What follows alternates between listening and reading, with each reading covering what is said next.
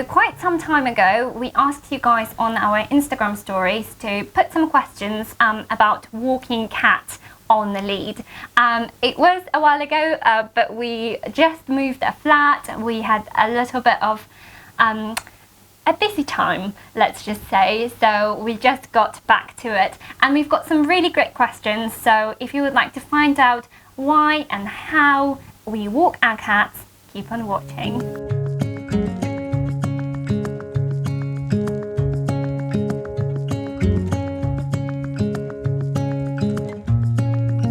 Hi everyone, I hope you are doing well. If you are new to our channel, welcome. We record videos with our cats Pixie and Bluebell.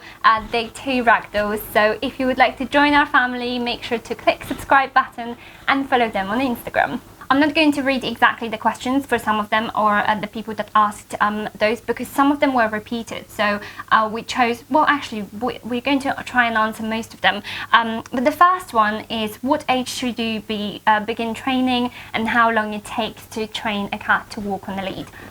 Online you will probably find advice that says train your cat as soon as you can from when they're kittens, just put the harness on them and get them used to it, which probably is a good advice, but it's not really necessarily what we did.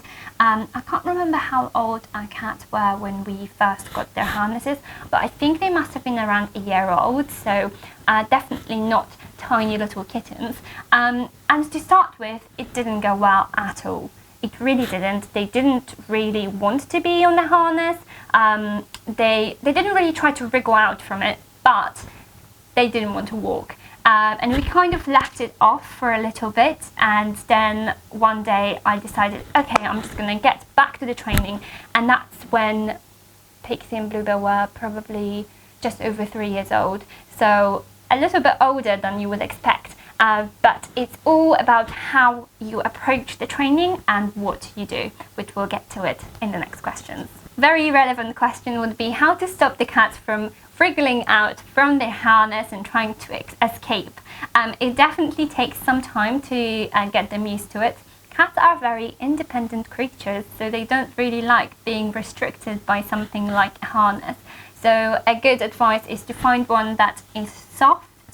It doesn't restrict their movements too much, and it's adjustable, so that you can adjust it exactly to your cat's size. If it's too tight, they will be uncomfortable and they won't be able to walk. If it's too loose, they will be able to escape. When it comes to the harness, we will link the one that we're using at the moment below, but we also have another video coming up soon, which will also talk about a little bit of a different harness, and we're very, very excited about it. Next question is about the advice on navigating stressors, so building, elevator, dogs and other people.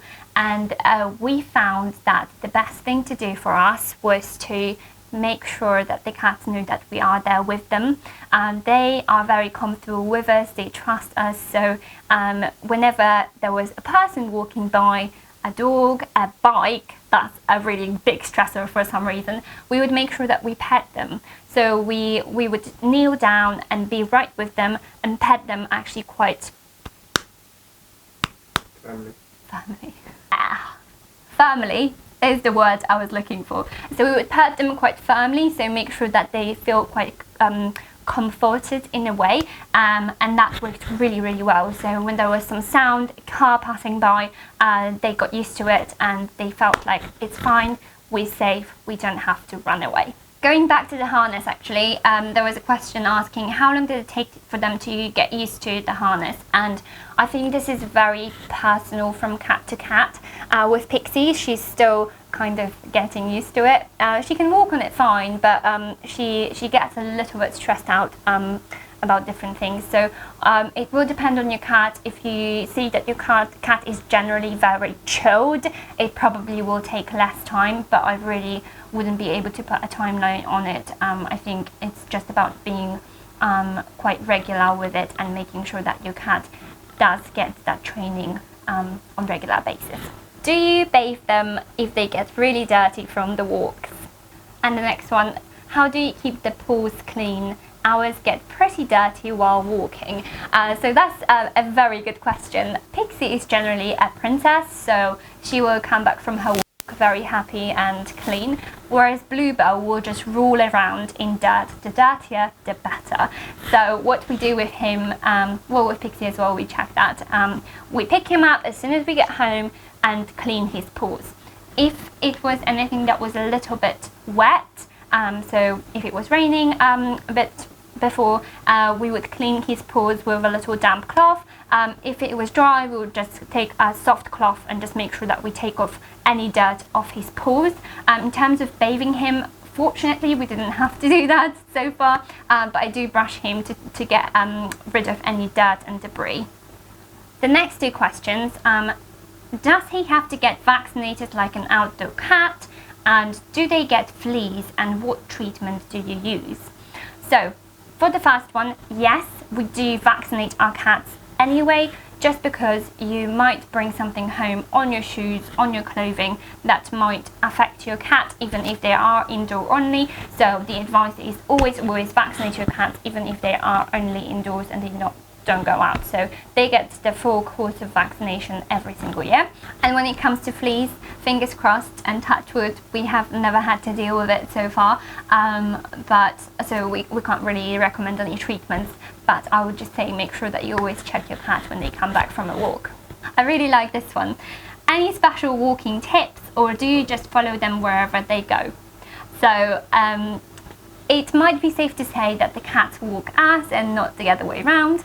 We are just making sure that they're not getting in any trouble. So we just kind of follow them wherever they would like to go, with a little bit of help and navigation. And how we do that is we just stand on the side where we don't want them to walk, and if they sit in place for a while or stand in one spot, you can just get behind your cat with your foot and then they will move on. But otherwise it's not really that we have a trail in mind and we can take a cat there. I know that there are adventure cats which are so well trained to do so, but ours aren't. They're just doing it for fun, so it's more them taking us for a walk.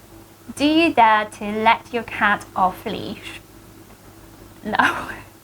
Definitely not. We recently moved, so we are still in the process of finding spots for Bluebell to walk. Where we lived previously, there was a specific place where I would take him quite often, and we would walk for like an hour. And honestly, I did have that thought that I would like to let him off, but it's definitely not something worth risking, so we've never done it. We had a few of those questions. Do they eat all the plants? And any toxic plants we should be aware of when walking our cats out for a walk?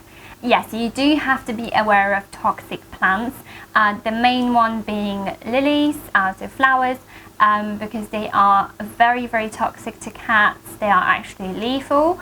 There are lots and lots of plants that are poisonous to cats.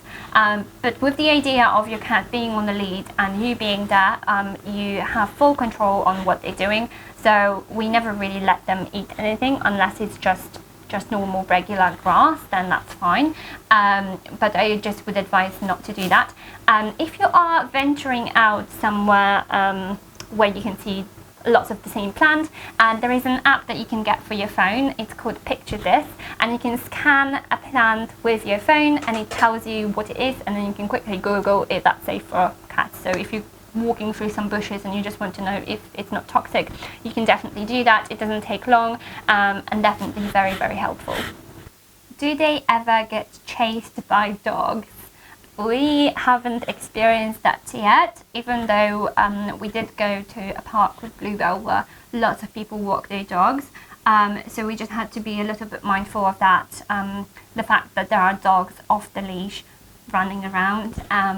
But we did have a situation where a couple of dogs started running towards Bluebell, and they probably thought he's not a dog until they got probably about 5 meters away from him, and they were just sitting there, dogs on one side and Bluebell on the other.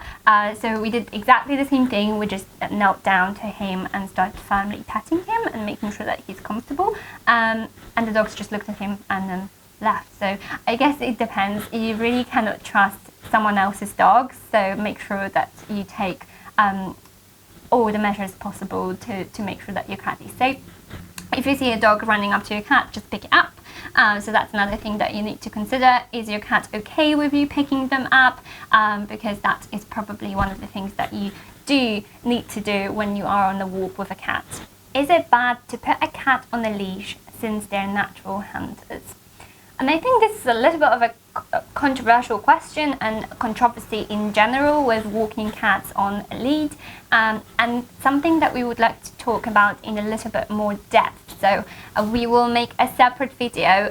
If that's already done, it will be linked down below for you. But we will talk about why we're taking our cats for a walk, and the pros and cons of doing so, and the pros and cons of letting your cat outside on their own. So definitely keep an eye out for this one, and this is where we will end this video. So hopefully you enjoyed this, and this is just the first one in the series of us talking about taking cats for a walk. At first it was supposed to be taking Bluebell for a walk, but Pixie suddenly started liking it a little bit more, so we'll get into this in our next vlog as well. Thank you so much for watching, and hope to see you soon. Bye!